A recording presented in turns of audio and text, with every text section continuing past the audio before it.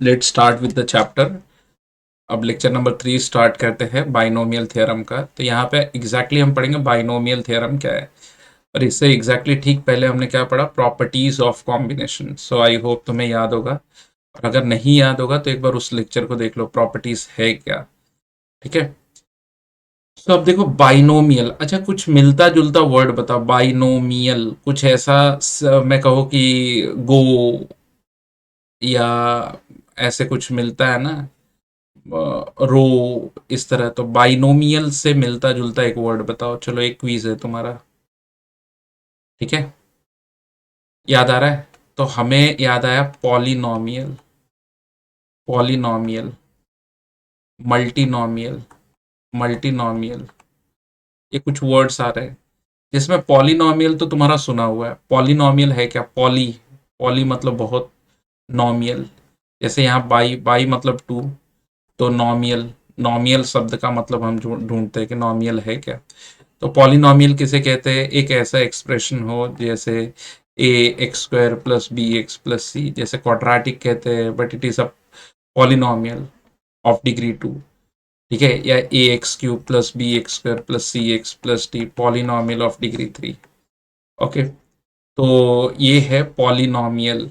ये binomial, by मतलब दो। अच्छा, ये एक्सप्रेशन है, एक्सपांशन है किसी ना किसी टर्म का। तो इसी तरह बाइनोमियल, तो हम बाई मतलब टू, तो दो टर्म का एक्सपांशन हम पढ़ेंगे। बचपन से एक फॉर्मूला तो हम बार बार पढ़ते आ रहे हैं, वो है ए प्लस बी का होल स्क्वायर। क्या होता है ए प्लस बी का होल स्क्वायर? ये होता है A square plus two A B plus B square. अब हम अगला, अगर मैं पूछूं कि ए माइनस बी का होल स्क्वायर क्या होता है, तो तुम कहोगे sir A square minus two A B plus B square. फिर अगर मैंने पूछा कि ए प्लस बी का होल क्यूब क्या होता है, तो तुम क्या कहोगे?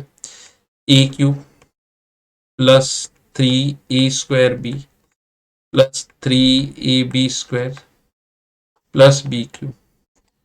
फिर अगर मैं पूछूं कि ए माइनस बी का होल क्यूब क्या होता है, अब आपका आई होप आंसर होगा A cube minus three A square B plus three A B square minus B cube. तो ये फॉर्मूला तो क्लास जो भी देख रहा है 100% बच्चों को याद होगा।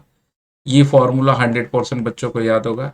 ये फॉर्मूला जनरली 98% बच्चों को याद होता है। ये तो 97%, यहाँ पे थोड़ा फंबल करते हैं।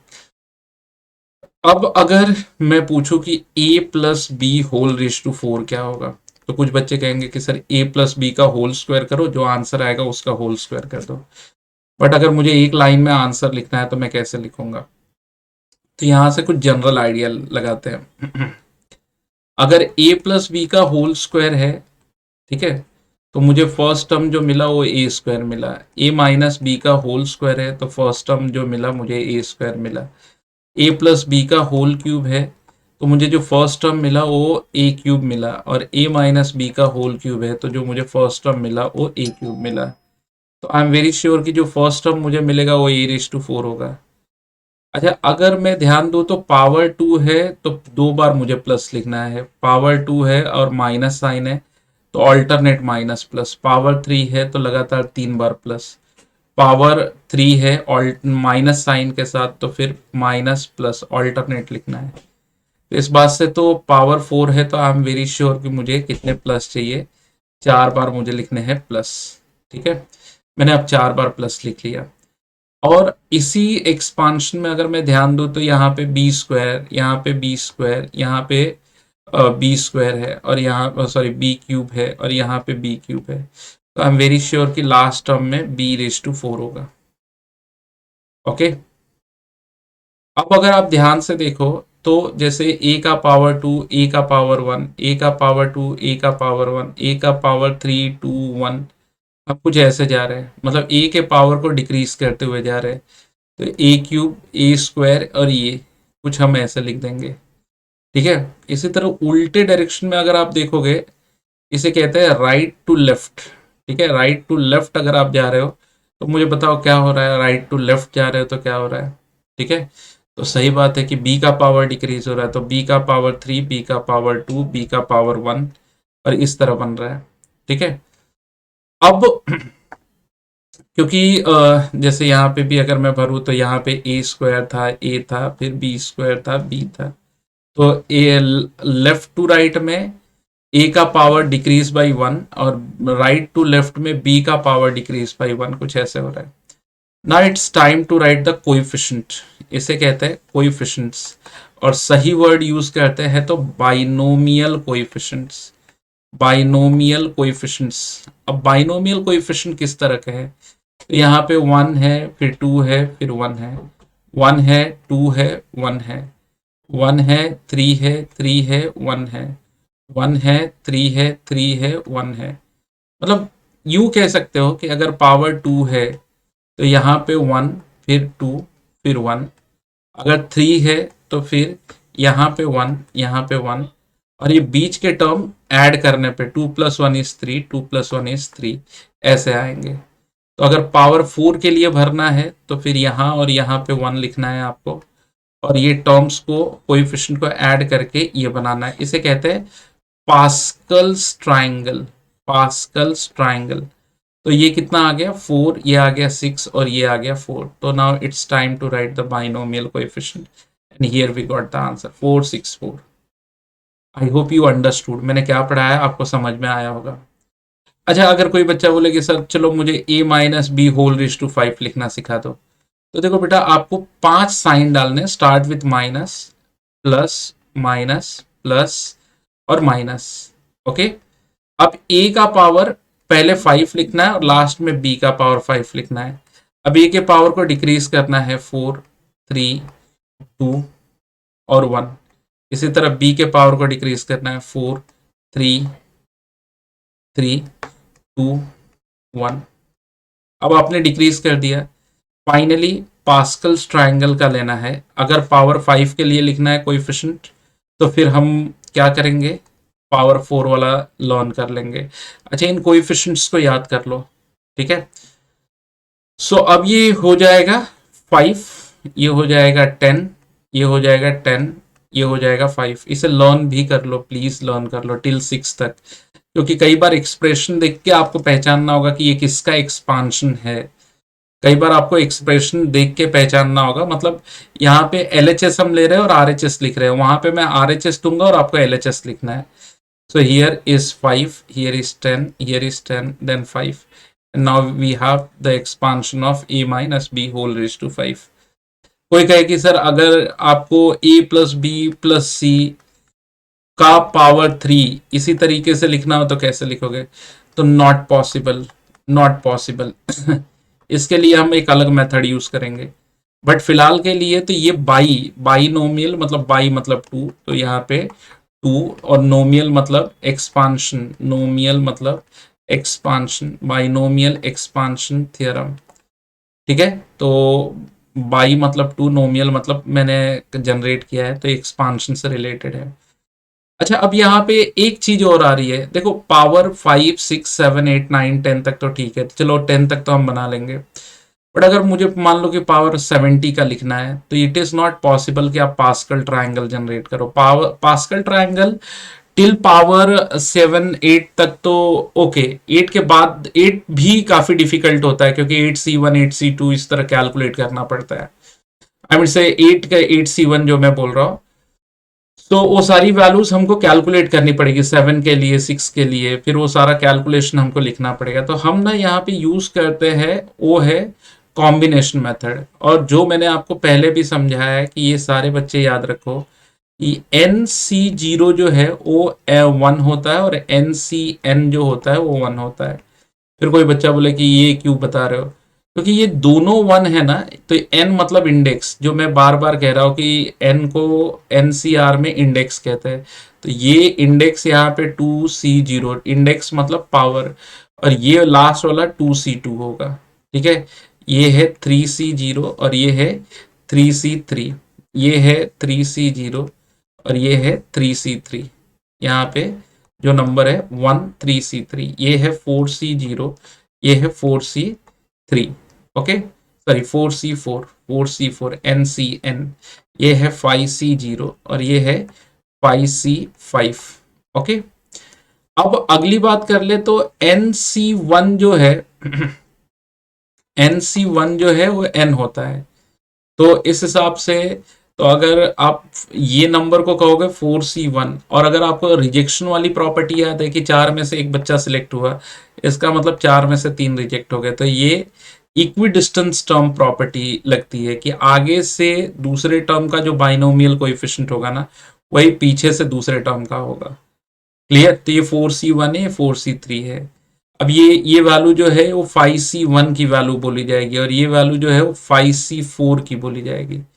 फिर इसके बाद ये वैल्यू 5C2 की है और ये वैल्यू 5C3 की है। इसी तरह ये वैल्यू 4C2 की है। तो इसी तरह ये 3C1 है, ये 3C2 है। मतलब तुम कहोगे कि सर ये क्या सिखा रहे हो, अभी तक तो जो पढ़ा है वो बहुत इजी था कि हमको एक्सपांशन करना आ गया। मैं कह रहा हूं ये जो कोएफिशिएंट है, जो पास्कल ट्रायंगल है, अगर पावर 6, 7, 8 तक आ जाए तब तो पास्कल ट्रायंगल बना लो, बड़ा मजेदार है। और अगर उसके बाद जाना पड़े तो फिर इसे कॉम्बिनेशन के टर्म्स में लिखो।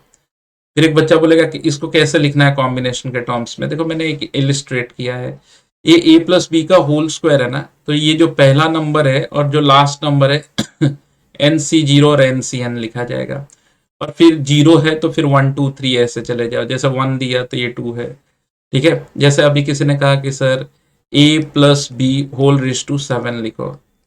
ठीक है, बिना पास्कल ट्रायंगल के, वही फंडा कि प्लस है, how many plus are there, 1 2 3 4 5 6 और 7 बार प्लस डाल देंगे। The very first term is a raise to 7 and the last term is b raise to 7। फिर उसके बाद a raise to 6, a raise to 5, a raise to 4, a raise to 3, a raise to 2 और a raise to 1 करना है। ठीक है, reverse way में b raise to 6, b raise to 5, b raise to 4, b raise to 3, b raise to 2 and b raise to 1 करना है। Okay, अब क्योंकि आपको पास्कल ट्रायंगल नहीं बनाना है तो इंडेक्स 7C0 से चालू करना है। 7C0, 7C1, 7C2, 7C3, 7C4, ठीक है, 7C5, 7C6 और 7C7। तो बस ये हो गया आपका बाइनोमियल थ्योरम। ठीक है, ये देखो ये इसका फॉर्मूला है जो मैंने यहाँ पे लिखा है। अच्छा, ये इस तरह क्यों लिखा है, इसके पीछे का भी रीजन है जो मैं आपको लेटर ऑन एक्सप्लेन भी करूंगा, क्योंकि इसको जनरल टर्म में कैसे दिखेगा, हर एक टर्म में। अच्छा, अब किसी भी टर्म में यहाँ पे ना कुछ प्रॉपर्टीज मैं बताता हूँ, प्रॉपर्टीज। सबसे पहले अगर आप ध्यान से देखो तो क्योंकि पावर 7 है तो टर्म कितने जनरेट होंगे, 1 2 3 4 5 6 7 8। ठीक है, सो n पावर के लिए n+1 टर्म आएंगे, n+1 टर्म। ठीक है, टर्म्स आएंगे। a plus B whole raise to n अगर है, अब यहां पे दो चीजें आती है, n even n odd. n even है तो लास्ट टर्म एंड होगा plus B raise to n पे, और n ऑड है तो लास्ट वाला term minus B raise to n पे एंड होगा। फिर और कौन सा लॉजिक अप्लाई कर सकते हैं कि n टर्म्स, सो n प्लस और n alternate minus plus, minus plus. और क्या प्रॉपर्टी लर्न कर सकते हैं, हाँ, तो अगर आप for any term, for any term sum of powers of a and b is n। आप कोई भी टर्म उठा लो, जैसे आपने कहा ये तो 2 + 5 7, ये उठा लिया 3 + 4 7 क्योंकि पावर 7 है। ये देखना है, अगर आप कहीं गलत करोगे तो आपको खुद पता चल जाएगा, ये ऐड करने पे इंडेक्स नहीं आएगा। ठीक है, अब इसे समेशन की लैंग्वेज में कैसे लिखे, तो ये हर एक term, because it is starting from NC0, हर एक टर्म में a और b होना चाहिए। तो a raise to n minus R, b raise to R, मतलब देखो जैसे यहाँ पे ये 7 था तो यहाँ पे b का पावर क्या था, 0।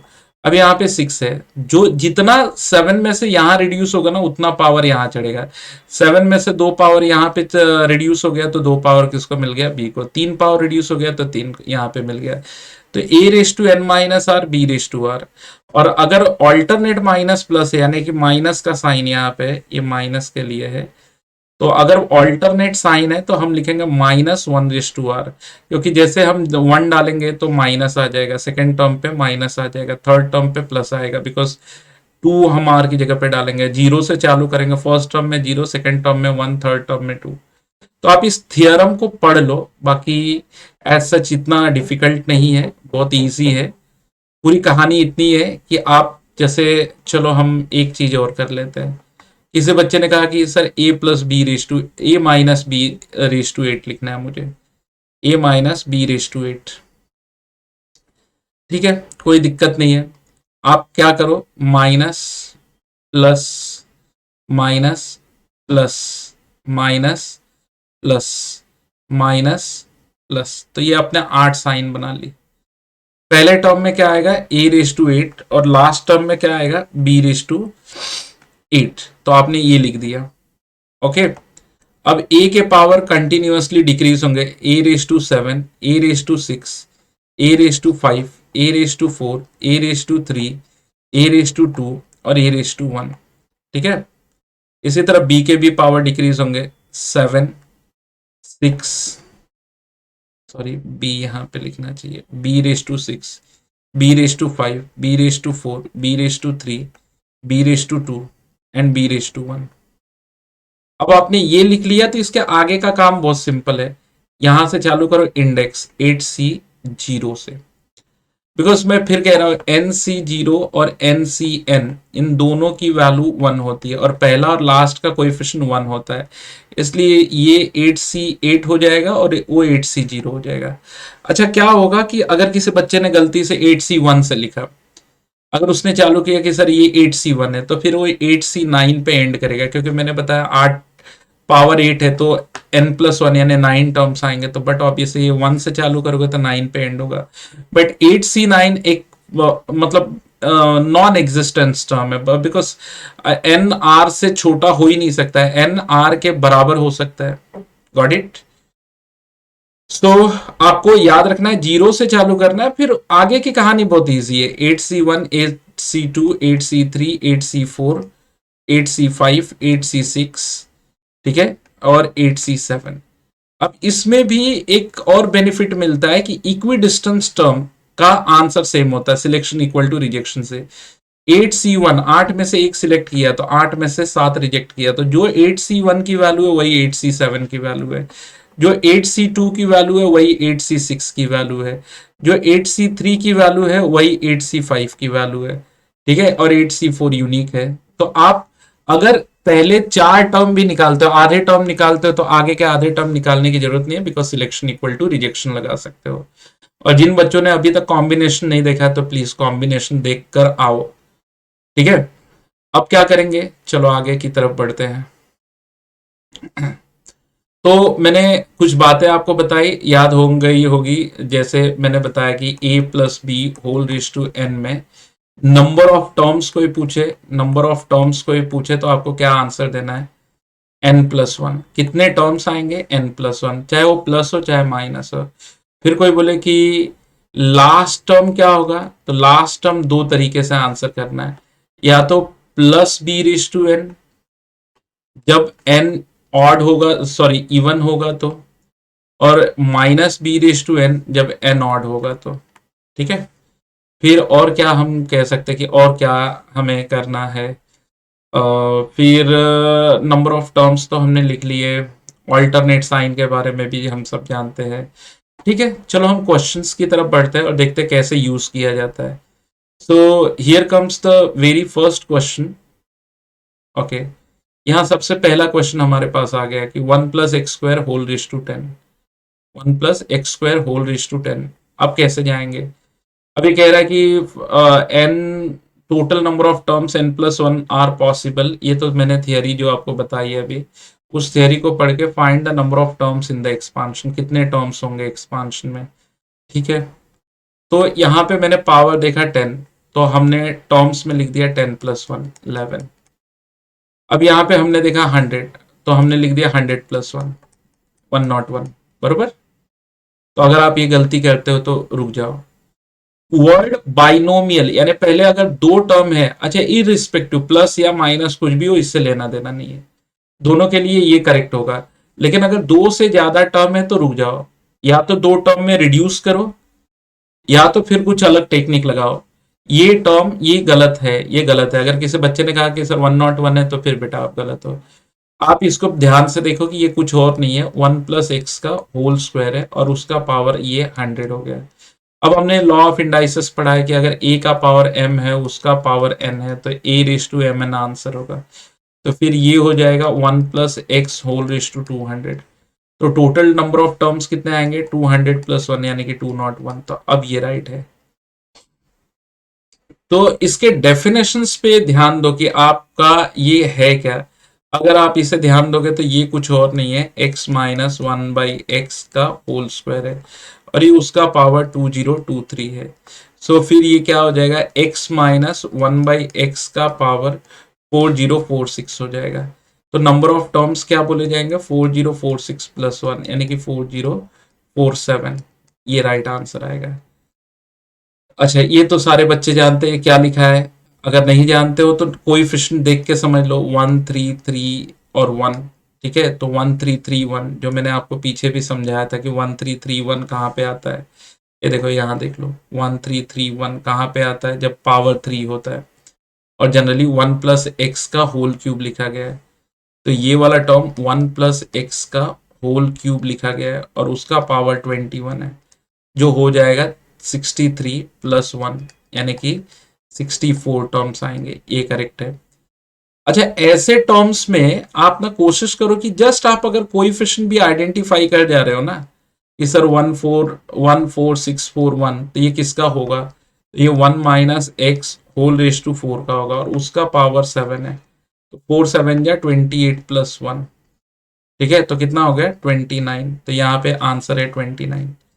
अच्छा फिर इस तरह हो गया, तो अगर आप इसे आइडेंटिफाई कर लो कि ये पावर 10 हो गया, किसका पावर 10 हो गया, तो 1 - x इंटू 1 + x + x²। ये क्या हो गया फिर, ये हो गया 1 माइनस, सॉरी ये तो फॉर्मूला है ना something a - b a² + ab + b²। तो ये किसका फॉर्मूला है, ये है a³ - b³ का फॉर्मूला। तो इस हिसाब से तो फिर ये हो गया 1 - x³ का पावर 10। तो यहाँ पे आंसर है 10 + 1 11। तो ये आ गया हमारे answers. So here we identify कि कितने नंबर ऑफ टर्म्स होंगे। ठीक है, अब हम आगे की तरफ बढ़ते हैं नंबर 2 की तरफ।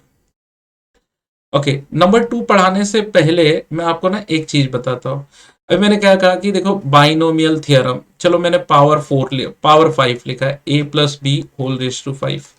तो मैंने जैसे बताया था कि a⁵ plus a⁴ b⁴ plus a⁵, b⁵ अब एक एक करके पावर डिक्रीज करना है और जितना तुम यहां डिक्रीज करोगे उतना b पे चढ़ेगा। अब a का स्क्वायर तो b का क्यूब, क्योंकि सम ऑफ द पावर 5 होना चाहिए, पावर का सम 5।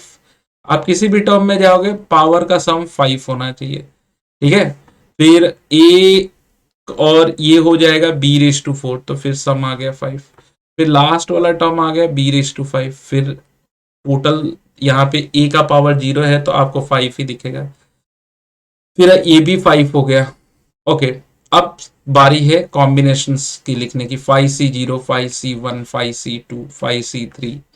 ठीक है, 5c4 5c4 5c5।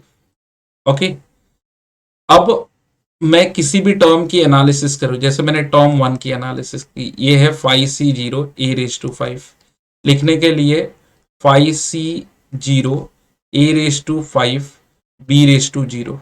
ठीक है, टर्म नंबर 2 की एनालिसिस करूं तो 5c1 a⁴ b⁵ मतलब इसे मैं कह सकता हूं कि 5c1 a⁵ ये जो पावर है उसको एक कम किया, जितना यहां कम करेंगे उतना यहां चढ़ेगा।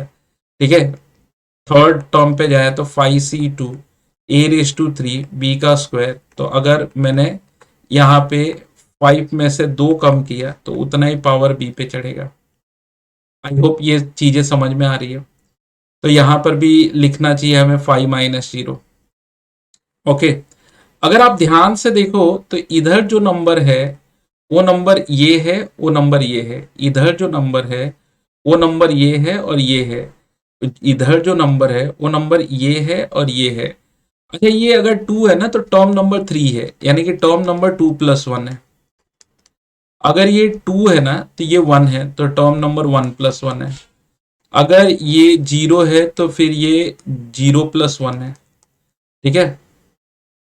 तो अगर कोई पूछे कि इसको जनरलाइज कैसे करोगे, जनरल फॉर्म में कैसे लिखोगे, तो जनरल फॉर्म तो मैंने, अगर इसका नाम, ये फाई तो इंडेक्स का काम कर रहा है, एन का काम कर रहा है, तो ये तो एन सी, अगर मैंने इसका नाम आर दिया है तो फिर a⁻n−r और ये b⁻r हो जाएगा, n−r b⁻r, और टर्म का नंबर होगा r+1। तो ये फॉर्मूला बनेगा किसी भी जनरल टर्म को फाइंड आउट करने का। अब इसका फायदा क्या होता है कि अगर पावर 15 दे दिया और बोला कि उसमें, जैसे मैंने कहा कि a+b होल रेज टू 15, ठीक है, तुम find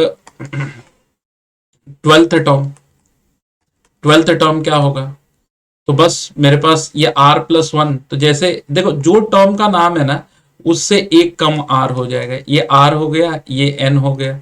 I will put the value and I will get the answer. 12 term आएगा 15c11, a⁻15−11 यानी 4 एंड b⁻11। तो ये देखो ये 12 टर्म आ गया।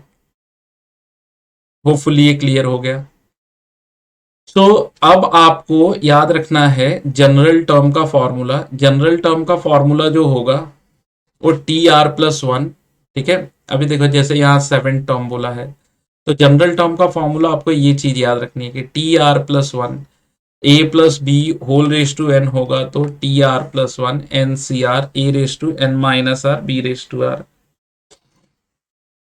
अगर यहाँ पे माइनस है तो b को ब्रैकेट में लिख दो माइनस, या फिर अगर आप ऐसे भी लर्न करना चाहते हो a+b whole raise to n, तो कोई बोले इसका जनरल टर्म क्या होगा, TR+1, रट्टा मार लो NCR a⁻n−r और कोई बोले कि a−b whole raise to n में क्या होगा। तो अगर आप b को पॉजिटिव b लिखना चाहते हो तो आप -1/2r NCR a⁻n−r ये फॉर्मूले याद कर लो। ये दो इंपॉर्टेंट फॉर्मूले हैं जनरल टर्म के। जनरल टर्म के। अच्छा, कोई बच्चा कहे कि सर मैं ये लर्न कर लूँ चलेगा, यही लर्न कर लो। फर्क है कि अगर ये वाला टर्म आएगा तो ब्रैकेट में -b लिख देना, और वो उसी से डिराइव भी मैंने ये किया है। ओके, तो आगे बढ़ने से पहले एक बार लॉ ऑफ इंडाइसिस देख लो। अब ये चीजें बहुत ज्यादा रोल प्ले करेंगे। लॉ ऑफ इंडाइसिस, तो बच्चों a⁻m इंटू a⁻n क्या होता है, a⁻m+n होता है। a⁻m अपॉन a⁻n क्या होता है, तो a⁻m-n होता है। मिक्स में अगर आ जाए कि a⁻m into a⁻n upon a⁻p ठीक है, तो फिर a⁻m+n जो डिनोमिनेटर में वो माइनस होता है। फिर आगे अगर कोई बात करे कि a⁻m क्या होता है, तो 1/a⁻m होता है। कोई कहे कि एनीथिंग रेज टू 0 क्या होता है, प्रोवाइडेड नंबर पॉजिटिव होना चाहिए, तो 1 होता है। कोई कहे कि अगर सपोज करो a इंटू बी का पावर m दे रखा है तो क्या होगा, तो ये होगा a का पावर m इंटू बी का पावर m। कोई कहे कि ऐसे दे रखा है a/b/c/d का पावर m, तो हम लिखेंगे a⁻m b⁻m c/c⁻m d⁻m। फिर last but not least a⁻m whole raise to n क्या होता है, तो a⁻m×n होता है। इसे a⁻n whole raise to m भी कहा जाता है, बट ये a⁻m/n के बराबर नहीं होता है। ये a⁻m/n कुछ अलग है। तो आपको अगर ये लॉ ऑफ इंडाइसिस आते हैं तो आपको कैलकुलेशंस में आसानी होगी, तो अगर नहीं आते हैं तो ये लर्न कर लो। ठीक है। और लास्ट बट नॉट लीस्ट, देखो अगर nth रूट ऑफ x दे रखा है तो उसे उसे x⁻1/n कहते हैं। और अगर nth रूट ऑफ x का पावर m दे रखा है या nth रूट ऑफ x⁻m दे रखा है तो हम कहते हैं m/n, x⁻m/n। तो आप इसे भी याद कर लो, रूट वाले कैलकुलेशन आएंगे। ठीक है, चलो let's move on the question. Okay, the seven term in the expansion. तो देखो अगर टर्म का नाम सेवन है, क्योंकि आपको क्वेश्चन में बहुत सारी ये देखो, जैसे ये ए दे दिया है, ये बी दे दिया है, ये एन दे दिया है, जैसे आप सुनो कि सेवेंथ टर्म कह रहा है तो आर एक कम सिक्स ले लो। क्लियर। अब आप चाहे तो अगर किसी बच्चे ने कहा कि sir t r plus one, n c r, a raise to N minus are, B raise to r, ये मैंने लगा दिया, कोई दिक्कत नहीं है, ये भी राइट है। टेन सी आर, ए मतलब two x square raise to, अच्छा आर वी हैव, आर की वैल्यू हमने डाल दी सिक्स। फिर किसी बच्चे ने कहा कि ये क्या हो जाएगा, तो ये ten minus six minus one upon three x square whole raise to six. Okay, ten C six, मैंने कहा ना कि ये नंबर आधे से बड़ा हो तो रिजेक्शन लगा लेना। Ten c four, two x square raise to four minus one का पावर सिक्स अपॉन थ्री का पावर सिक्स एक्स स्क्वायर का पावर सिक्स। अब ये क्या हो जाएगा, ten nine eight seven upon four three two one. मैंने ये चीज आपको कॉम्बिनेशन में बताया कैसे क्या कैलकुलेट करते हैं। टेन सी फोर, तो इस इंडेक्स को एज इट इज लिख लो और चार पीछे लेके जाओ। टेन एक कम नाइन, एक कम एट, एक कम सेवन, तो ये चार पीछे गया, ये फोर है तो डिवाइडेड बाई फोर फैक्टोरियल। यहाँ पे टू का पावर फोर हो जाएगा, एक्स का पावर टू का पावर एट, तो सॉरी टू का पावर फोर, तो x raise to eight minus का इवन पावर, याद रखना माइनस वन पे ऑड नंबर है तो फिर माइनस वन आएगा, और माइनस वन पे इवन नंबर है तो प्लस वन आएगा। तो ये तो हो गया इवन नंबर, ठीक है, डिवाइडेड बाई थ्री का पावर सिक्स और एक्स का पावर ट्वेल्व। ठीक है, अब कैलकुलेशन कर लेते हैं, जो कैलकुलेशन हमें आता है, जैसे फोर टू जाए एट आ रहा है, ये आ गया। अब नाइन काटने के लिए थ्री का स्क्वायर है, अगर काट दे तो थ्री का पावर फोर हो जाएगा। ठीक है, और तो कोई टर्म कटेगा नहीं। अब ये मेरे पास है ten seven sixteen, ten into seven into sixteen, और नीचे जो है मेरे पास थ्री वन एंड 81। ठीक है, और ये लॉ ऑफ इंडाइसिस हो जाएगा eight minus twelve. Okay, now let us calculate this, so that is going to be 16 into 7,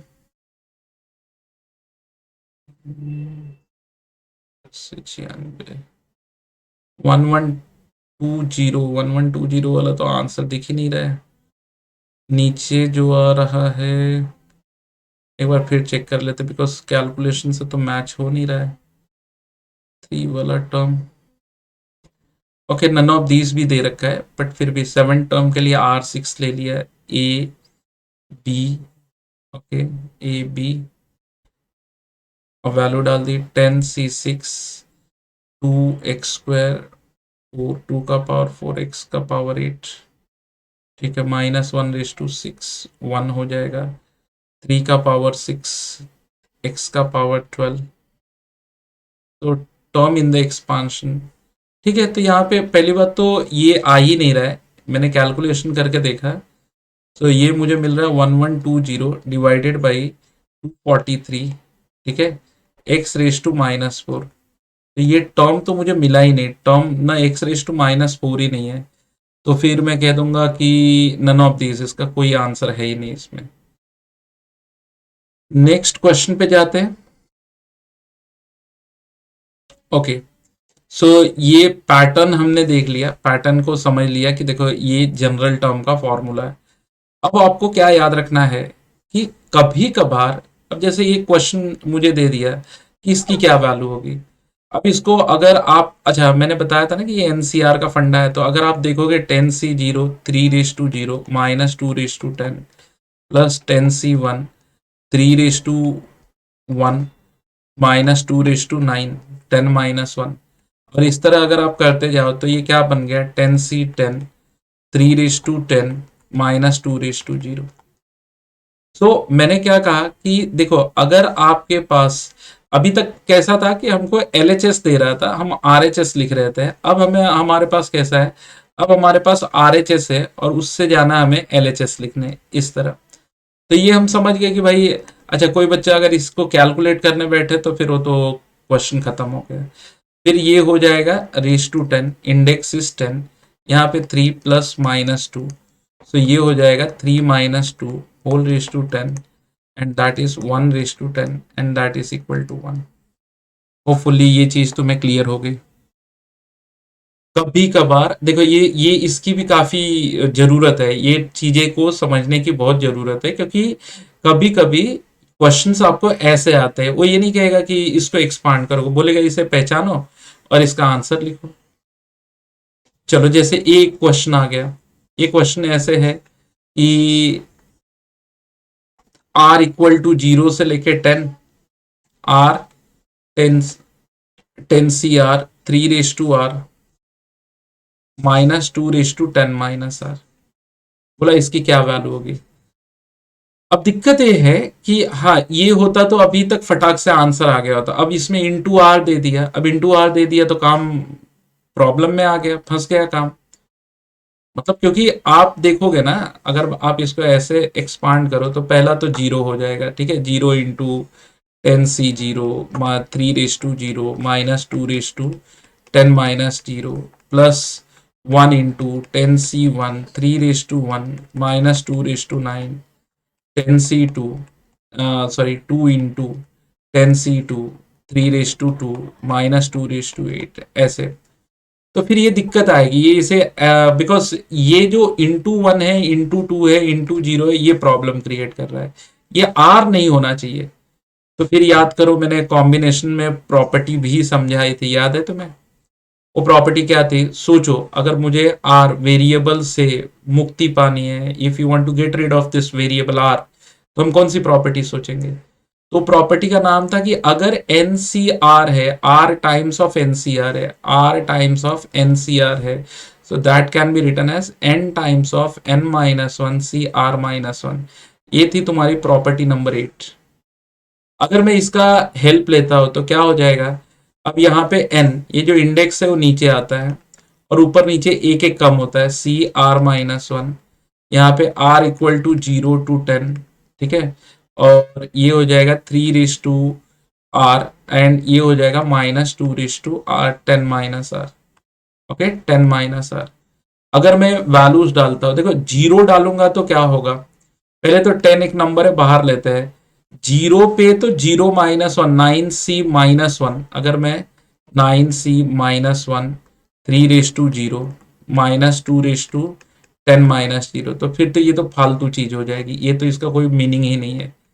हाँ, तो ये इसको छोड़ दो, 1 से चालू करो, 1 डालोगे तो 9C0 3/0 सॉरी 1 3/1 -2/9, ठीक है, -2/10 - 1 9, ठीक है, प्लस, फिर पंगा एक चीज फंस रहा है, क्या फंस रहा है, अगर मैं होल पावर 9 लिखूंगा, होल पावर 9, तो फिर यहाँ पे तो पावर का सम 10 हो रहा है, पावर का सम तो 10 हो रहा है, ठीक है, करके वो भी देख लेते हैं कि कैसे। 9C1 3/2 -2/8 हो जाएगा, ठीक है। अब मैं यहाँ पे 1 से वैल्यू डालना चालू कर रहा हूँ, 1 2, ये 1 पे आ रहा है, ये 2 पे, यहाँ पे 1 डाला, 2 डाला, अब 3 डाला तो 9C2 3/3 -2/7, और इस तरह करके 9C, जब मैं 10 डालूंगा तो यहाँ पे 9 आएगा, 3/10 और -2/0 हो जाएगा, राइट, 2/, हाँ मैंने 10 डाला तो 2:0 हो गया। होपफुली ये क्लियर हो गया। 3:10। अच्छा, एक चीज जो मुझे देखने में आ रही है वो ये है कि यहाँ पे ना हर एक टर्म में 3 आ रहा है, हर एक टर्म में। चलो मान लो 2 तो कहीं पर कम ज्यादा हो भी रहा है, लेकिन हर एक टर्म में 3 आ रहा है। तो अगर मैं 3 को भी कॉमन ले लूँ साथ में, तो ये बन गया 30। अब ये कैसे दिख रहा है, 9C0 -2:9, 9C1, 3 का पावर 1 -2:8, सॉरी 2:7, सॉरी यहाँ से गया 2:8 प्लस 9C2, 3 का स्क्वायर -2:7, एंड लास्ट टर्म में 9C9, 3:9 एंड -2:0, -2:0। हम यहाँ तक आ गए। कोई दिक्कत परेशानी नहीं समझाया तो पूछो। अब हर टर्म में अगर हम पावर देखें तो 1+8, 2+7, 9+0, 9 वन लिए, तो 9 पावर तो इससे मैच हो गया। इसका मतलब हम प्राउडली कह सकते हैं कि 30। अच्छा, कोई कहे कि सर -2:9, तो ए का मतलब तो यही हुआ ना, तो आप उल्टा लिख दो। अगर आपको ऐसा लगता है कि ए यही हुआ तो 9C0 can be return as 9C9, इसे कर दो। ठीक है, तो ये जो चीज हो जाएगी एक्चुअली -2:9, क्योंकि इसमें कॉन्फ्लिक्ट क्या होगा। कोई बच्चा कहेगा सर -2+3 होल/9, ठीक है। कोई बच्चा कहेगा सर 3 - 2 होल/9, ऐसे दोनों से तो आंसर 1 ही आने वाला है। ठीक है, 30 × 1, तो आंसर तो फाइनल 30। लेकिन कॉन्फ्लिक्ट ये होता है, कोई बच्चा कहे कि सर मैंने -2 लिख दिया, -2+3, तो देखो आंसर पे तो फर्क नहीं पड़ेगा, आंसर पे तो फर्क नहीं पड़ने वाला है। लेकिन हाँ, कुछ विवाद इस पे जरूर होता है कि बच्चे आपस में लड़ते हैं। देखो जो समझदार है वो तो कहेगा चाहे मैं 3 - 2 कहूँ चाहे -2+3 कहूँ, एक ही है। लेकिन कोई कहे कि नहीं मैं ऑर्डर वाइज लिखना चाहता हूँ, तो फिर ये हो जाएगा। अच्छा, इसमें कोई प्रॉब्लम नहीं है, तो ये कोई मैटर ऑफ कंसर्न नहीं है। ओके, चलो आगे बढ़ते हैं। अच्छा, ये मैंने एनसीईआरटी से उठाया है। तो यहाँ पे कहता है कि बिना एक्सपांड किए हुए इसकी क्या वैल्यू होगी पॉलिनोमियल की, निकालो। वन लाइनर क्वेश्चन है। अगर मैं x+1 को a मान लो, जैसे मैंने कहा कि लेट, यहां लिख देता हूं कि लेट x+1 a है और x-1 b है, बरोबर। और मैं यहाँ पे डालू तो what I can see, a⁴ -4a³ b plus 6a² b² -4ab³ plus b⁴। देखो समझदार बच्चा होगा तो उसे कुछ एक्सपांशंस दिमाग में हमेशा चलते रहेंगे और वो कह देगा कि सर ये a-b⁴ है। जहाँ पे a आपने x+1 लिया था, नेगेटिव ऑफ इसका नेगेटिव, तो +1 होल/4, x गया 2/4, 16 आंसर आएगा। और अगर बेवकूफ बच्चा रहेगा तो फिर तो वो इसको हाँ, मैंने एक देखा था कि वो भाई साहब सब कुछ खोल डाल रहे थे। ठीक है, तो ऐसा नहीं करना है, ये गलती नहीं करनी है। यहाँ पर भी, यहाँ पे सारे प्लस है तो 2x - 1 प्लस 3 - 2x होल/4, जिसमें 2x गया तो ये हो गया 2/4, यानी कि ये भी आंसर 16 ही है। तो ये बिना एक्सपांशन के हमने सॉल्व किया है। ठीक है, तो अगर कोई बच्चा, देखो इसकी तो टोटल वर्किंग हमने दिखाई, ये क्वेश्चन की टोटल वर्किंग दिखाई, इसमें आधी वर्किंग दिखाई है। ओके, 1+x⁴n, ये मैंने जानबूझ के लिखा है बिकॉज हर एक टर्म में जहां जहां पर भी 1 आएगा, 1 का कोई भी पावर 1 देता है। सबसे पहले तो एक चीज याद रखो, 1 पावर, ठीक है, वो देता है 1। दूसरी चीज 1 पावर मल्टीप्लाइड बाई के, तो हमें आता है के, तो इसलिए ये एक्सपांशन ऐसे दिखेगा। तो 1+x⁴n का एक्सपांशन में ओनली NCR x⁴r का समेशन होता है, और माइनस होगा तो -1/r होगा। अच्छा, अब इसमें कोई पूछ दे, पहले तो binomial coefficient of pith term, देखो पीथ टर्म बोला है तो मैंने तो क्या बोला कि हम जो टर्म लेते हैं ना TR+1 NCR 1 चलो यहाँ पे लिखते हैं general term 1/n - r x raise to r, ठीक है। तो ये तो जान दो, बिकॉज ये 1 का कोई भी पावर 1 देगा। अब pth टर्म बोल रहे हैं, देखिए r प्लस 1 की वैल्यू मुझे p रखनी है, तो r की वैल्यू क्या रखेंगे, p माइनस 1। तो बाइनोमियल कोएफिशिएंट, इतने पार्ट को बाइनोमियल कोएफिशिएंट कहते हैं, जो कॉम्बिनेशन हम लिखते हैं ना, वो बाइनोमियल कोएफिशिएंट का काम करते हैं। तो बाइनोमियल कोएफिशिएंट में r की जगह पे p माइनस 1, इसलिए कभी भी आपको ये आ जाए कि इस एक्सपांशन का बाइनोमियल कोएफिशिएंट क्या होगा, pth टर्म का बाइनोमियल कोएफिशिएंट क्या होगा, तो आपको ये लिखना है। जैसे कोई कहे कि sir coefficient of coefficient of 10th term in 1 plus x whole raise to n, तो आप एक लाइन में लिखेंगे, ये n की बजाय 20 डाल दे, ये 20 डाल दे, आप यहाँ पे लिखेंगे 20c। 10th टर्म बोल रहा है तो यहाँ पे 9 करेंगे, बस हो गया। अच्छा, ये बाइनोमियल कोएफिशिएंट की बात हो रही है। अच्छा, कोई कहे कि x रेज टू r का कोएफिशिएंट क्या होगा, x यहाँ पे टर्म नंबर दिया है, यहाँ पे ये पूछा जाएगा कि वो टर्म निकालो जिसमें x रेज टू 5 आता है। तो बट ऑब्वियस, अगर देखो तुम ऐसे देखोगे, टर्म नंबर 1 में x का पावर 0, टर्म नंबर 2 में x का पावर 1, टर्म नंबर 3 में x का पावर 2, टर्म नंबर 4 में x का पावर 3। तो ये जो टर्म नंबर है ना, वो पावर 1 कम आ रहा है। तो जैसे किसी ने कहा कि आप मुझे बताओ कि कौन से टर्म में x रेज टू 6 आएगा, तो बट ऑब्वियस 7 टर्म में आएगा, है ना, 7 टर्म में आएगा। और मुझे अगर 7 टर्म निकालना है तो मेरा r की वैल्यू 6 होनी चाहिए, यानी जो ये नंबर है वो ये नंबर से मैच होना चाहिए, ठीक है। तो देखो, अगर ऐसे नहीं समझ पा रहे तो ऐसे, जैसे coefficient of x raise to 10 in 1 plus x whole raise to 20, तो आपको लिखना क्या है, 20c10, बस। Coefficient of x raise to 4 in 1 plus x raise to 7, तो आपने इंडेक्स देखा 7c4, सब कुछ, इसमें कोई दिमाग लगाने वाली बात नहीं है। ये है इंडेक्स, ये है सब्सक्रिप्ट, r यहाँ पे होता है, ये इंडेक्स का काम करता है। और यही आ गया कि coefficient of 1 x raise to 4 in 1 minus x whole raise to 20, तो आपका आंसर होगा 20c4 multiplied by minus 1 raise to 4। तो ये इवन है इसलिए 1 हो जाएगा। अगर यही x रेज टू 3 का होता है, इन ऑड पावर होगा तो माइनस के साथ लिखना, ऑड पे माइनस 20c3, ऑड पे माइनस लिखना, इवन पे प्लस लिखना। तो आई होप ये चीज याद हो गई होगी, और इसे थोड़ा डायरेक्टली भी याद करने की आदत डाल लो। आगे बढ़ते हैं।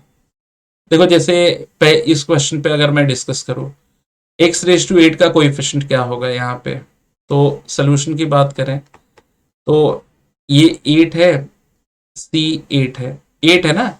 ये देखो इंडेक्स, यहाँ पे इंडेक्स में 9, और जिसका कोएफिशिएंट निकालना है वो 8, ठीक है। ये 10, कोएफिशिएंट निकालना है 8 का, तो 8 बरोबर है। और लास्ट में जाएंगे तो 100c8। तो अगर मैं बात करूं, याद है ना ये कौन सी प्रॉपर्टी, ये प्रॉपर्टी 7 की मैं बात कर रहा हूं, प्रॉपर्टी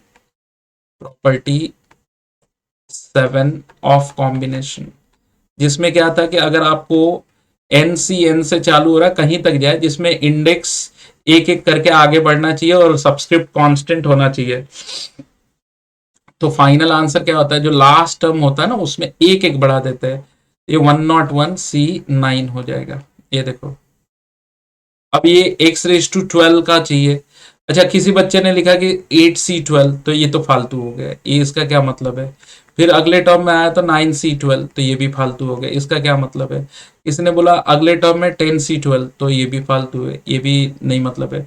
कोई बोले सर तो इसका मतलब आएगा नहीं, बिल्कुल आएगा। 11 पे लिखोगे तो 11c12, ये भी फालतू है। 12 पे लिखोगे तो 12c12, हाँ ये सही है। 13 पे लिखोगे 13c12, बिल्कुल सही है। 14 पे लिखोगे तो 14c12, हाँ भाई। जब देखो भाई, x रेज टू 12 वहीं पे आएगा जहां पे पावर 1 प्लस एक्स का 12 या 12 से बड़ा हो, तो लोअर टर्म में हम क्यों पावर ढूंढ रहे हैं? और अगर हमने गलती से लिख भी दिया तो हमें वो काट देना है कि भाई ये तो फालतू चीज है, ये तो आएगा ही नहीं, और लास्ट में 100C12 पे जाएंगे। तो इस हिसाब से एन से चालू हो रहा है, हर एक टर्म एक एक बढ़ रहा है, तो 100 तक गए, तो मतलब इस टर्म में एक एक बढ़ा दो, तो ये 101 और ये 13 हो जाएगा, तो ये आ गया। कोई कहे कि सर इसका आंसर क्या होगा, तो फिर ये 20C12 से चालू हो जाएगा, 20C12 plus 21C12 plus 22C12 यानी 100C12, बरोबर। जो टर्म मिसिंग है वो यहाँ पे ऐड कर लो, तो इसके अंदर हम ऐड एंड सब्ट्रैक्ट वाला रूल खेल लेते हैं, ठीक है। तो 12C12 से 19C12 तक के टर्म मिसिंग है, 12C12 से 19C12 तक के टर्म मिसिंग है, ठीक है। उतने टर्म ऐड एंड सब्ट्रैक्ट कर दिए, तो फिर इसका आंसर क्या होगा? लास्ट कहाँ जा रहा है? 100 पे जा रहा है, तो 101 ये देगा 101C13 minus 20C13, 101C13 minus 20C13, तो ये है इसका कोएफिशिएंट। आगे बढ़ते हैं। अच्छा, अगली प्रॉपर्टी क्या कहती है? In the expansion of a plus b whole raised to n, rth term from end is equal to n minus r plus 2th term from beginning। चलो इसको समझते हैं। जैसे मैंने लिखा कि 1 प्लस, समझो a plus B whole raise to 10, ठीक है। तो मुझे कितने टर्म आएंगे? 1 2 3 4 5 6 7 8 9 और 10 और 11 टर्म्स आएंगे, जैसा हमने डिस्कस किया था कि जो भी पावर होगा +1 टर्म आएंगे। अब मैं कहूँ कि पीछे से फोर्थ टर्म कौन सा है? पीछे से फोर्थ टर्म 1 2 3 4, ये पीछे से फोर्थ टर्म है, बरोबर। तो इसका मतलब ये टर्म आगे से कौन से नंबर पे है? तो ये आगे से 8 नंबर पे है, ठीक है, आगे से 8 नंबर पे है। तो अगर इस फॉर्मूले को देखा जाए आगे से, क्यों? बिकॉज कोई कहेगा कि सर TR+1 क्यों नहीं लगा सकते? देखो TR+1 जब हम लगाते हैं तो टर्म फ्रॉम बिगिनिंग लेते हैं, टर्म फ्रॉम बिगिनिंग। उस फॉर्मूले, अभी यही formula a plus B whole raise to 10, और किसी ने कहा पीछे से 8th टर्म कौन सा, सॉरी 4th टर्म कौन सा, और आपने R3 लेके लगा दिया, तो फिर तो गलती हो जाएगी, वो ये टर्म मिल जाएगा, ठीक है। तो आपको बिगिनिंग वाला टर्म का नंबर निकालना है, and then you will have to use that formula.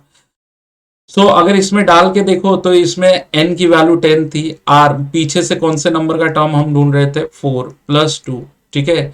तो ये आ गया 12 माइनस 4 यानी कि 8, तो देखो 8 ही आंसर है। कोई बोले कैसे इसका रूल डिराइव करते हैं?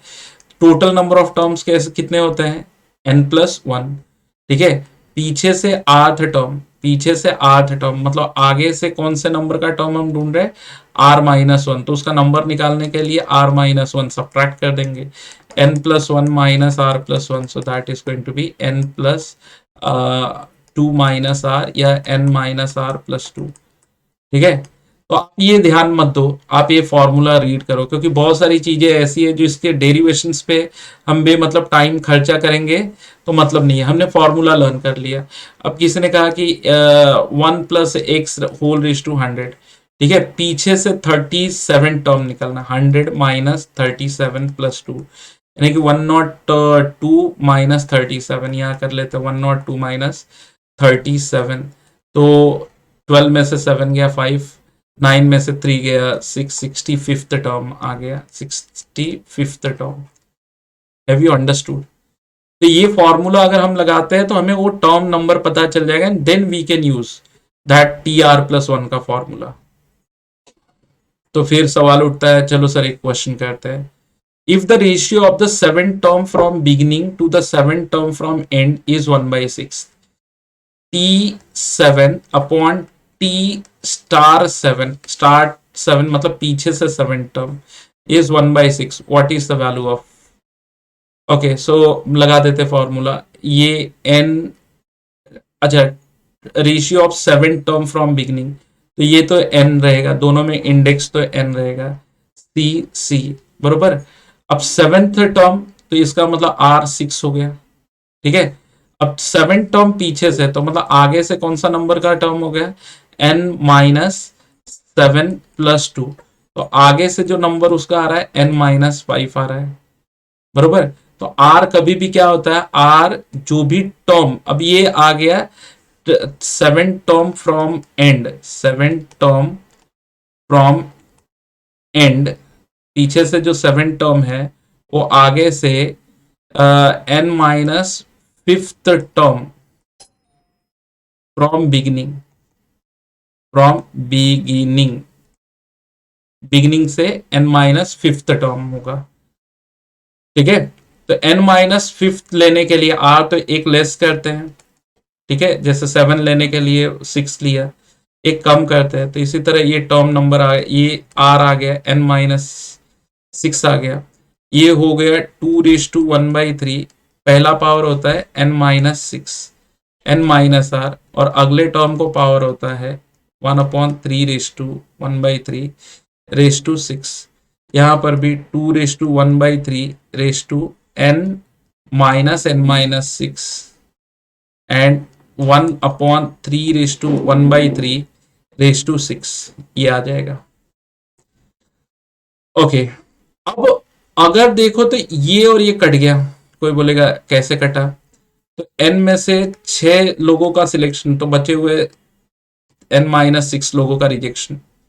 आपको समझ में आया ना, ये दोनों सेम हो गए। दूसरा ये है 2/n-6/3 और नीचे है 2, अब n-n तो कट गया, 6/3 तो 2/2 है, तो लॉ ऑफ इंडाइसेस के हिसाब से 2/n-6/3 ठीक है, इंडाइसेस को सिंप्लीफाई करते हैं, 2/n-6 - 6/3, ठीक है, 2/n-12/3, ठीक है, ये आ गया। तो इसका कैलकुलेशन है 2/n-12/3। अब इसी तरह इसका कैलकुलेशन में हम क्या करेंगे, अच्छा ये n-6 था, n-6 था, यहाँ पे r इसका n-6 था।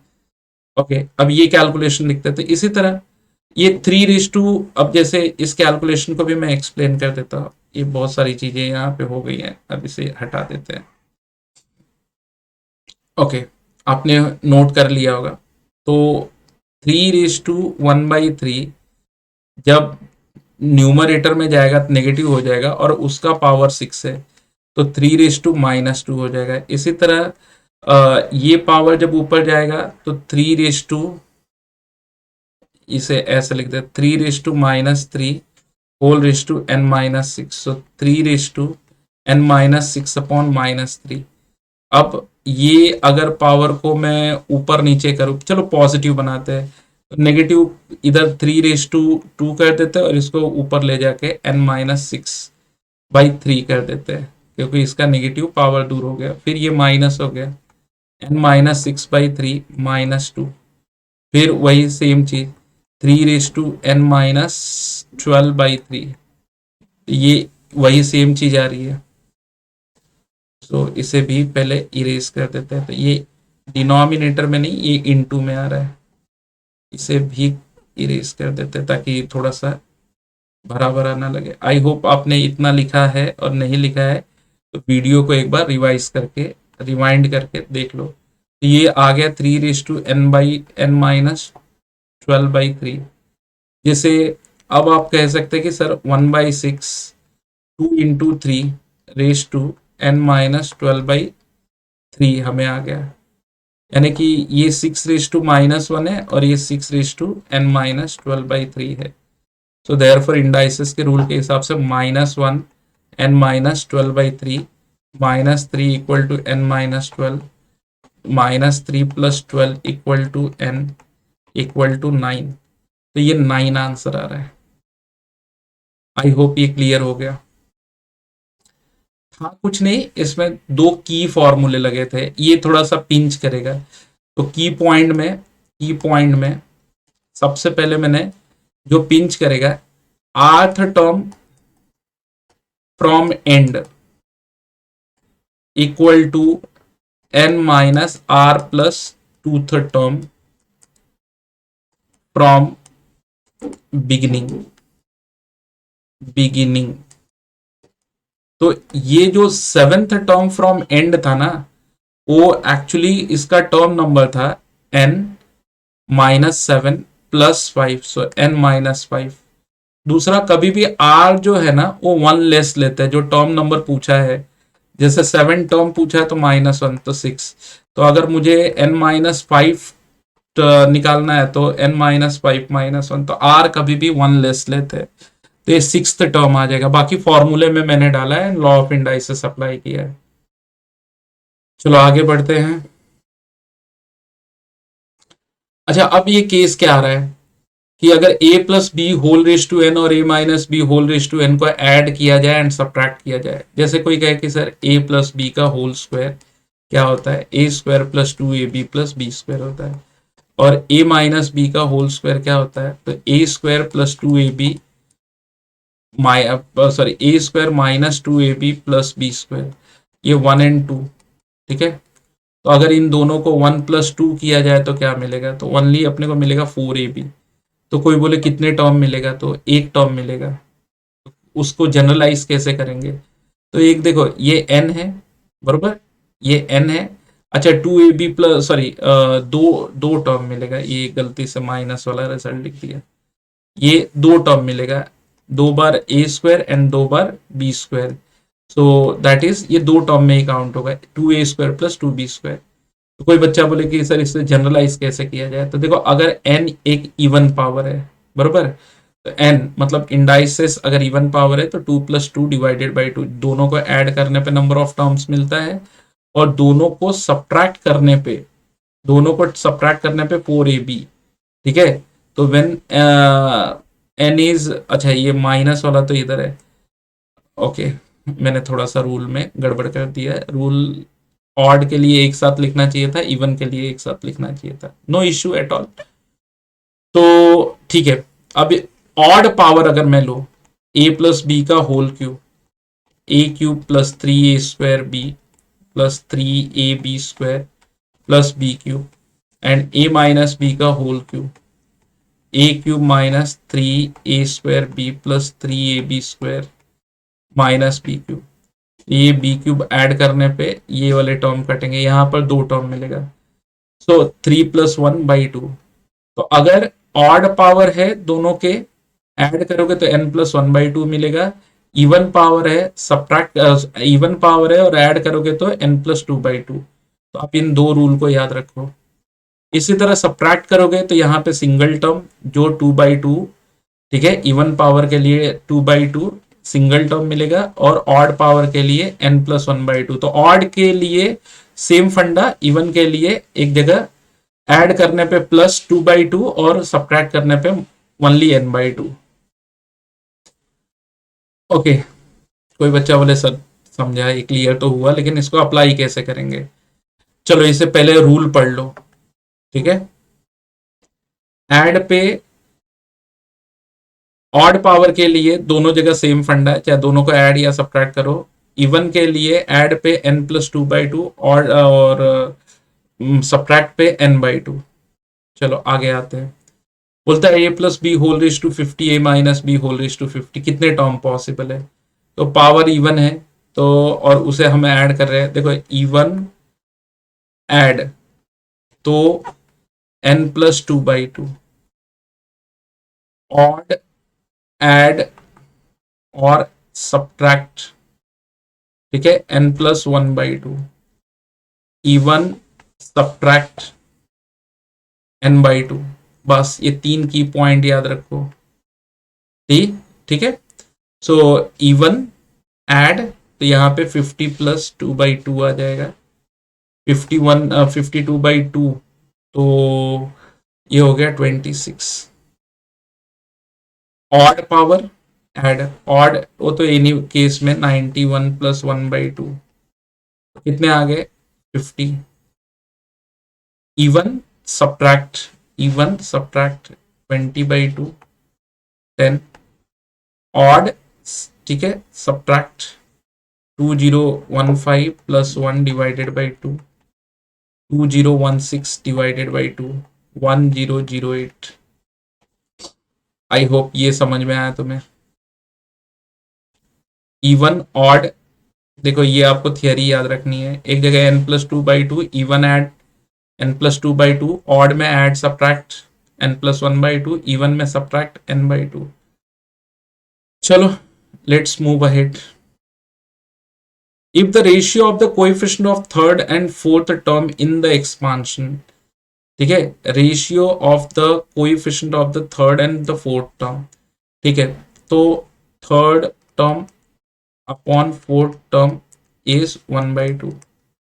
थर्ड टर्म n दिया है तो वी विल राइट nc, ठीक है, थर्ड टर्म के लिए r2 लेना है, फोर्थ टर्म के लिए r3 लेना है, a इज x दोनों जगह, n-2 दोनों का n माइनस r वो यहाँ पे रहेगा, n-3 यहाँ पे रहेगा, ठीक है। एंड कोएफिशिएंट की बात हो रही है, बाइनोमियल कोएफिशिएंट की बात हो रही है, ठीक है। कोएफिशिएंट, बाइनोमियल कोएफिशिएंट अगर दिया होता तो फिर मैं यही लेता है nc2 और nc3। लेट अस सी क्या आता है। And b is -1/2x, -1/2x का पावर 2 -1/2x का power 3। Let us simplify this. NCR, अच्छा ये थियरी याद होगी, एनसीआर अपॉन, अच्छा वो थियरी तुम्हें पता नहीं कॉम्बिनेशन में तुमने याद किया है कि नहीं, एनसीआर अपॉन NCR-1, इसका रेशियो बताओ क्या होता है, n-r+1/r, याद है, ये रेशियो याद है। तो इस हिसाब से जस्ट इसका उल्टा है, ये r है, ये r-1 है, ये r, तो इन्वर्टेंडो लगा के लिखो ना, मतलब r ऊपर आएगा तो 3 अपॉन नीचे आएगा n-r+1, सो n-3+1, तो ये तो इसका रेशियो हो गया, इसका रेशियो हो गया। अब दोनों के पावर में ये n-2 है, n-3, लॉ ऑफ इंडाइसिस लगाएंगे तो x⁻n-2 माइनस n-3, तो x⁻n-2 माइनस n+3, तो ये जो चीज है ये आपकी x हो जाएगी, ठीक है।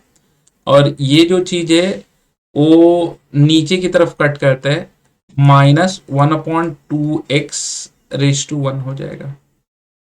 आई होप ये चीज क्लियर हो गई होगी। ये तो सीधे सीधे कट हो रहा है, नीचे पावर बढ़ा है तो नीचे आ जाएगा। ओके, अब ये 2x ऊपर चला जाएगा तो ये 2x स्क्वायर हो जाएगा, ठीक है।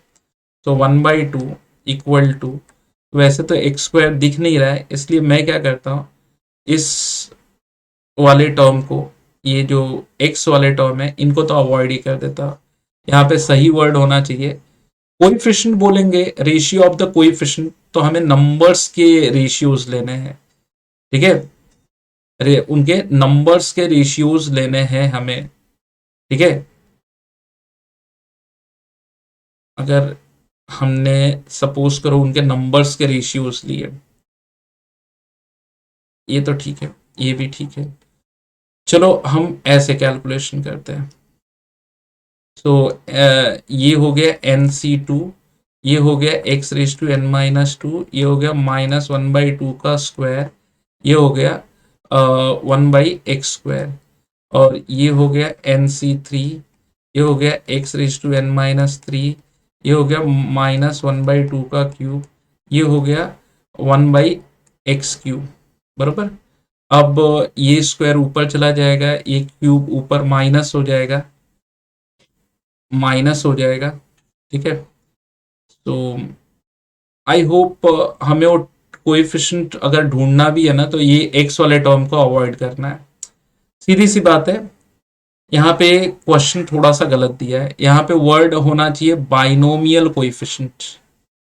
यहाँ पे जो आंसर आ रहा है उसमें एक्स प्रेजेंट है और आंसर में एक्स तो है नहीं, यहाँ पे ratio of the binomial coefficient, binomial coefficient बरोबर। बाइनोमियल कोएफिशिएंट से क्या हो जाएगा कि we are dealing with only nCr, ठीक है, तो इसे जस्ट उल्टा कर देते हैं, NC3/NC2 इन्वर्टेंडो, तो ये 2/1 हो गया, तो दैट इज ये r-1, तो n-r3+1/r equal to 2, n-2 equal to 6, n equal to 8।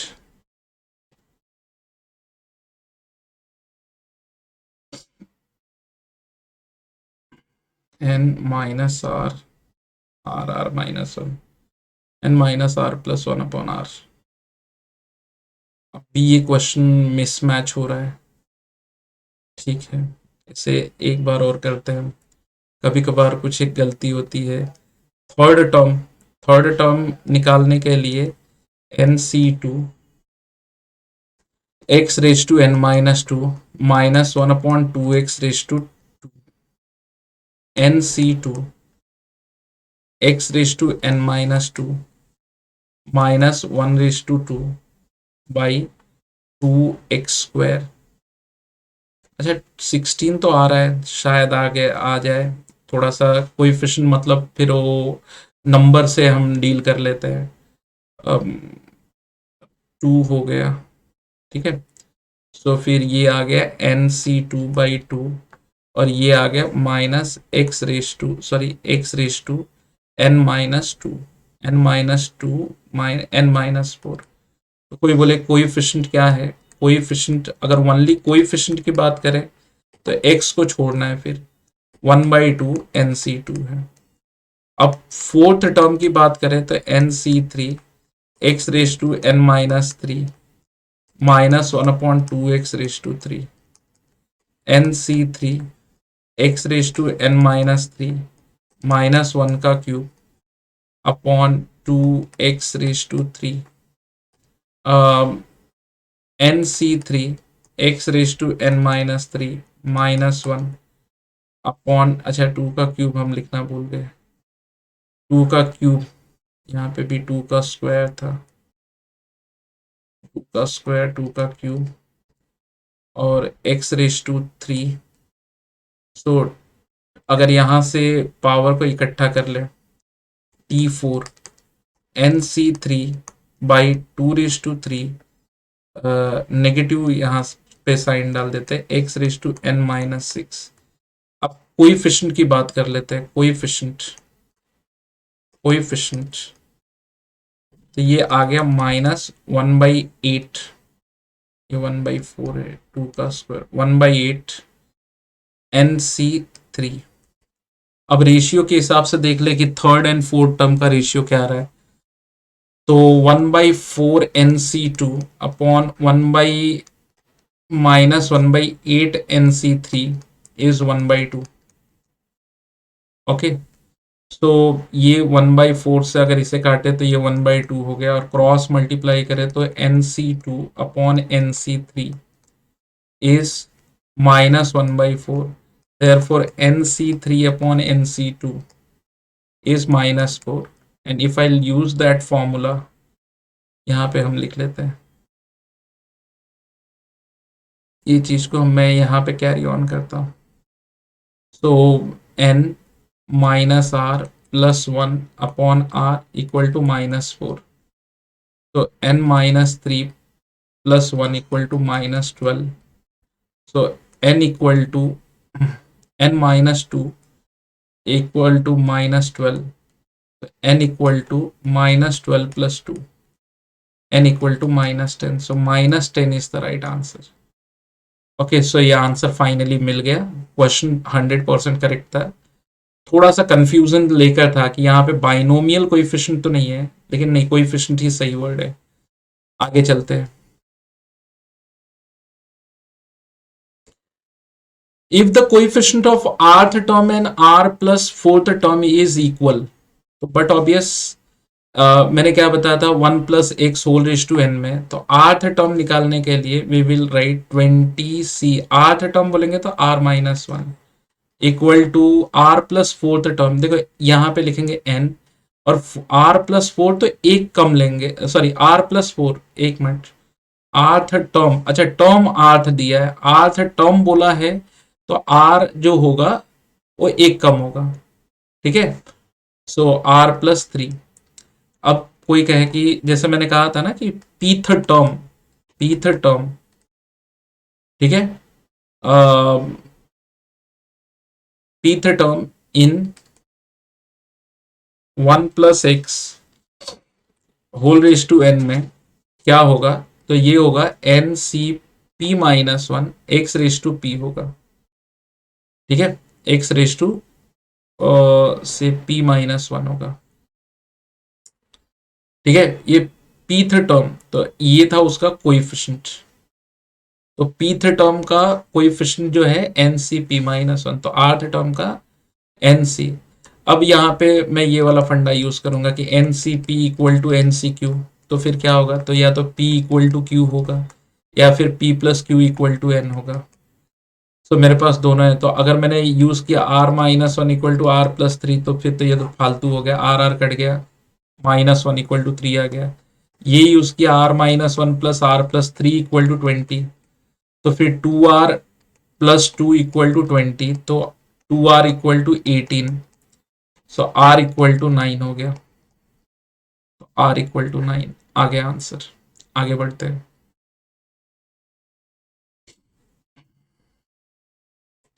If the r plus 1th term in the expansion has the same power of a and b, तो r plus 1 तो formula ही तो r plus 1 के लिए ही है, N c are, जो भी पहला term है raise to N minus r, और जो दूसरा टर्म है रेस टू आर।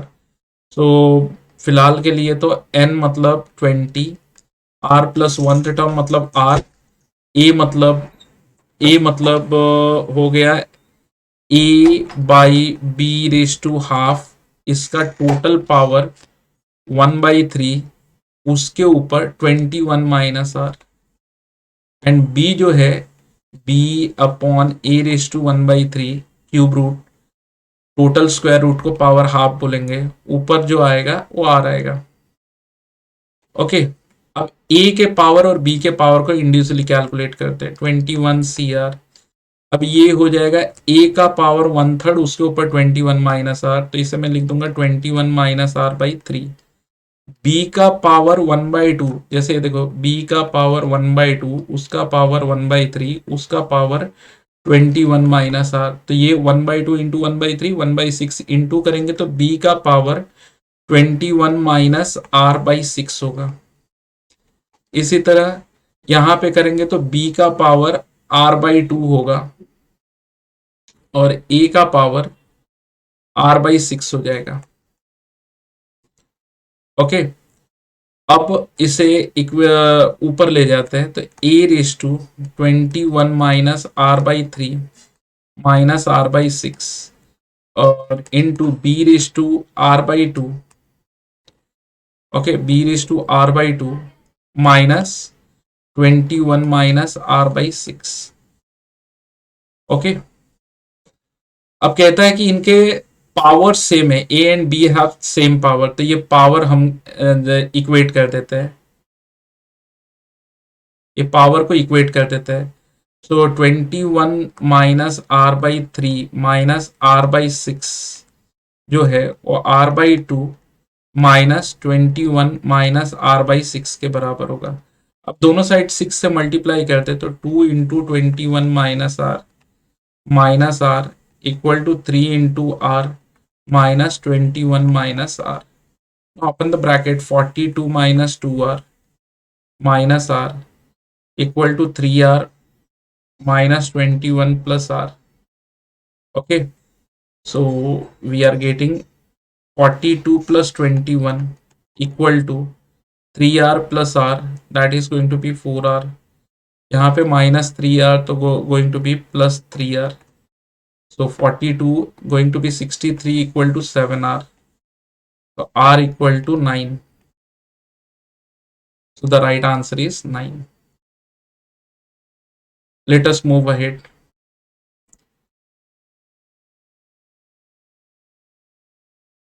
अब देखो जेई मेंस में आया हुआ क्वेश्चन है, सोल्यूशन में जाते हैं। अब इसे मान लो ए और इसे मान लो बी, इसे मान लो ए और इसे मान लो बी। अब ए प्लस बी, अब मैं कहूँ कि A plus B whole raise to 5 plus A minus B whole raise to 5 करना है।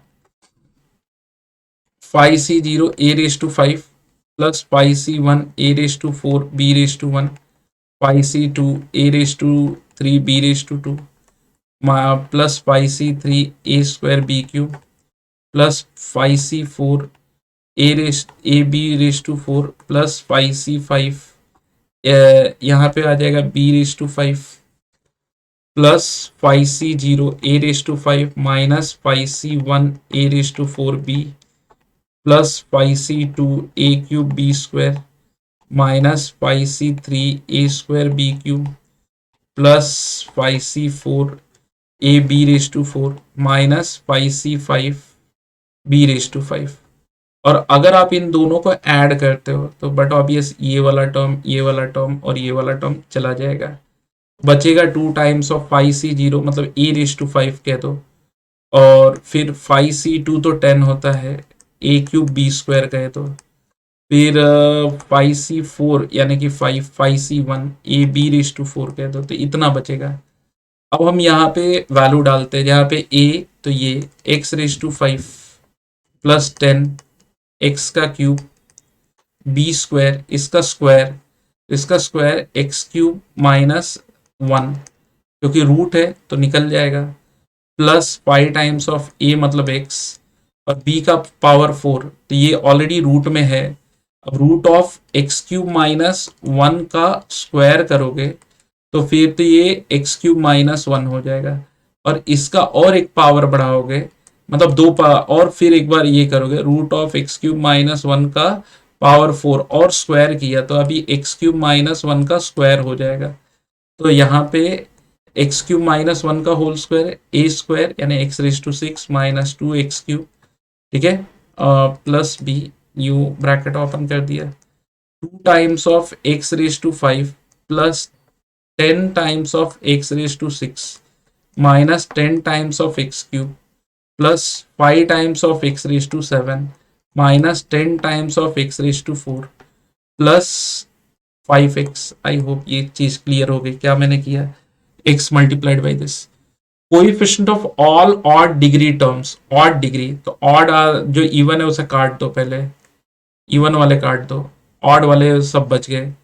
अब कोएफिशिएंट तो 2 टाइम्स तो वैसे भी है, यहाँ पे है 1, यहाँ पे है -10, यहाँ पे है 5 और यहाँ पे है 5, तो बट ऑब्वियस 5 5 10 10 से गया, 2 1 जा 2, सो राइट आंसर इज 2। तो देखो जेई मेंस में आया हुआ क्वेश्चन बहुत डिफिकल्ट नहीं है, काफी इजी क्वेश्चन है। सेम क्वेश्चन, बस वहां पे ऑल इवन डिग्री बोला है, ऑल इवन डिग्री। पीछे रेफरेंस देखो 18 और 19 में इवन डिग्री वाले जो हमने काटे, तो एक तो ये काट दिया 10 और ये 10, आई होप 10 10 तो फिर तो 0 होना चाहिए, 0 ऐसा है ऑप्शन। सम भी वही है, sum of the coefficient of all even degree terms in the expansion x plus under root of, अच्छा x plus under root of x cube minus 1 whole raised to 5 x minus, और यहाँ पर बीच में sign है minus. Even degree terms तो देखो एक तो यहाँ पे जनरेट हो रहा है, एक यहाँ पे जनरेट हो रहा है, और तो कोई इवन डिग्री जनरेट नहीं हो रहा है, या तो फिर ऑप्शन गलत है या तो फिर मुझे ऐसा लगता है कि इस क्वेश्चन में प्लस की बजाय यहाँ पे माइनस था, मे बी यहाँ पे माइनस रहा होगा, तो wrong copied question, copied question. तो ये मैं अपने टीम में जरूर बताऊंगा कि भैया अपने क्वेश्चन कॉपी करते वक्त ध्यान देना है, मे बी, क्योंकि इवन डिग्री टर्म तो फिर इसमें से तो कोई मैच ही नहीं हो रहा है। आगे आते हैं, 18 क्यूब प्लस 7 क्यूब, अरे बाप रे ये तो कैलकुलेशन करना पड़ेगा, लेकिन ऊपर मुझे कुछ तो ऐसा लग रहा है A cube plus B cube plus 3, 18 into 7 तो ए बी, और यहाँ पे ए प्लस बी, और कुछ और नहीं है, ये ए प्लस बी का होल क्यूब है, बिकॉज देखो यहाँ पे 18 cube plus 7 cube plus 3 into 18 into 7, मैंने देखा 18 इंटू 7 ब्रैकेट में 18 प्लस 7 यानी कि 25 दे रखा था, तो ये तो हो गया 18 प्लस 7 का होल क्यूब, तो इस हिसाब से तो ऊपर वाला तो मेरा निपट गया 25 का क्यूब, नीचे वाले में 729 6 15, अच्छा एक कोएफिशिएंट मुझे कुछ बता रहा है 6 15 20 15 6 और ये 1। ये जो नंबर है वो 3 का पावर 6 है और ये नंबर है वो 3 का पावर, सॉरी 2 का पावर 6 है। अब हर टर्म में अगर मैं देखूं तो 3 का पावर 5 और 2 का पावर 1, 3 का पावर 4, 2 का पावर 2, 3 का पावर 3, 2 का पावर 3, 3 का पावर 2, 2 का पावर 4, 3 का पावर 1, 2 का पावर 5। बरोबर। तो अगर नीचे वाला टर्म देखो तो ये भी एक्सपांशन हो गया किसका, 3 + 2 का पावर 6। एक तो हो गया 25 का क्यूब और एक हो गया 5 का पावर 6। तो ये दोनों तो सेम हो जाएंगे। कैसे, तो 5 का पावर 6 जो है ना वो 5 के स्क्वायर का पावर 3 है, यानी ये भी 25 का क्यूब लिखा जा सकता है। तो इसका राइट आंसर क्या है, 1।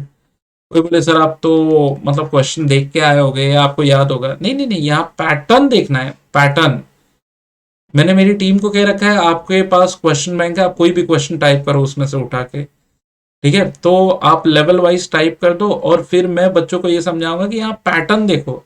आपके पास अगर ऐसे क्वेश्चंस आते हैं कुछ लंबे चौड़े तो वहां पे पैटर्न देखना है, इसके बाइनोमियल कोएफिशिएंट के पैटर्न्स देखना है, 6C0, 6C1, sorry 6C1, 6C2, ठीक है, 6C3, 6C4, ऐसे। तो ये अगर आपको पैटर्न क्लियर है तो फिर फटाक से न्यूमेरिकल क्लियर हो जाएगा। Clear to everybody. अब हम आते हैं लेक्चर नंबर 4 और यही क्वेश्चन हम और कैरी ऑन करेंगे जो जेई में आ चुके हैं। ठीक है, चलो मिलते हैं अगले लेक्चर में, तब तक के लिए थैंक यू वेरी मच।